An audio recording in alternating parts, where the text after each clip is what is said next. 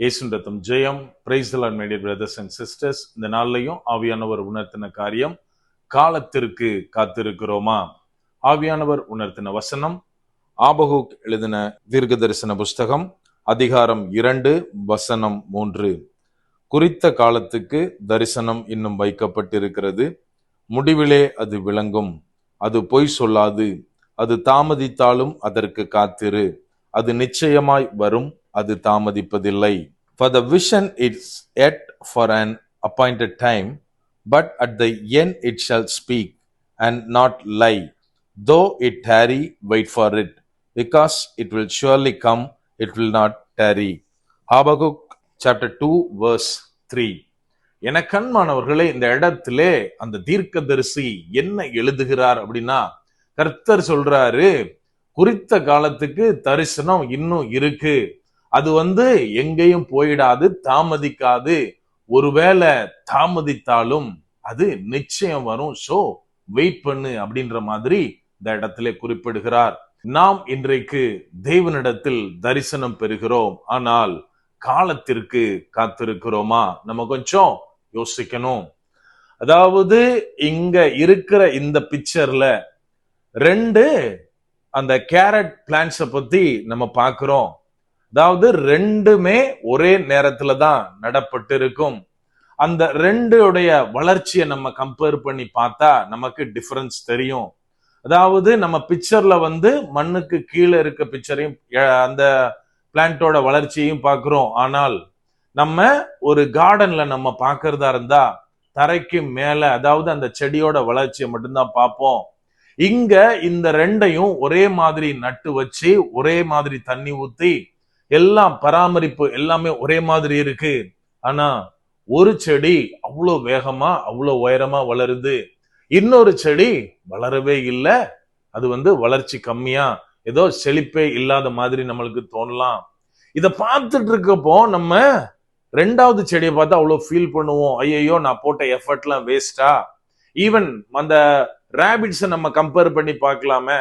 நல்ல செடி வளர்ந்த அந்த ரேபிட் கண்டிப்பா இதை நிறையவே கிரிட்டிசைஸ் பண்ணிருக்கும், நீ பாவம், உனக்கு எதுவுமே கிடைக்க போறது இல்ல, அப்படி இப்படின்னு.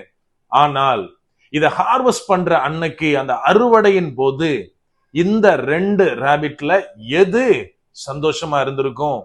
எந்த கேரட் அதிக விளைச்சல் பெற்றிருக்கும்? அது எல்லாருக்கும் எப்ப தெரிய வரும் அப்படின்னா, அது எப்போ அறுவடை செய்கிறாங்களோ அப்பந்தான்.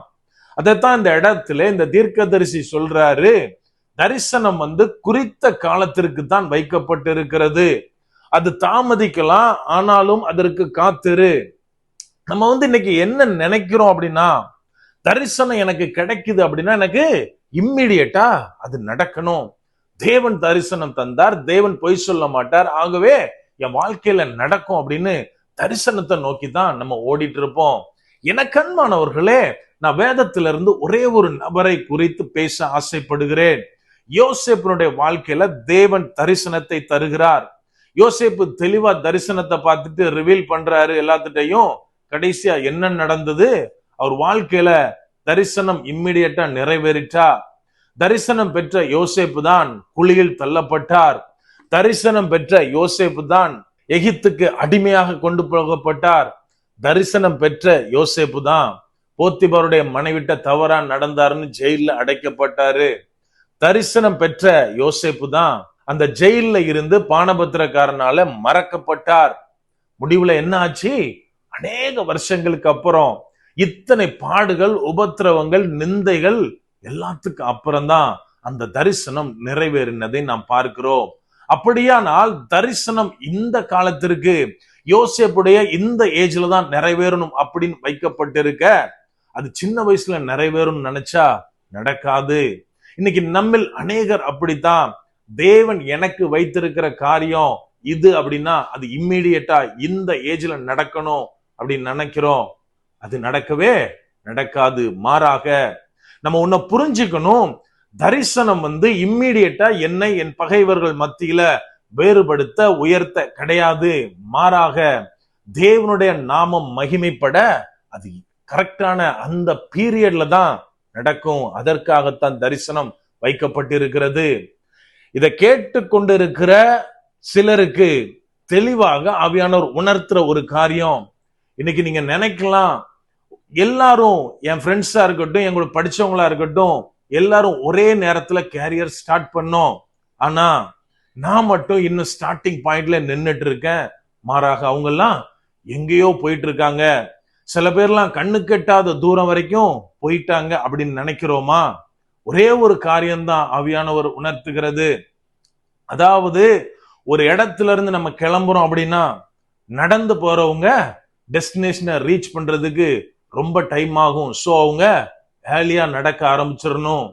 மாறாக ஒரு பைக்லயோ கார்லயோ போறவங்க கொஞ்சம் லேட்டா ஸ்டார்ட் பண்ணா போதும், டெஸ்டினேஷனை ரீச் பண்ணிடலாம்.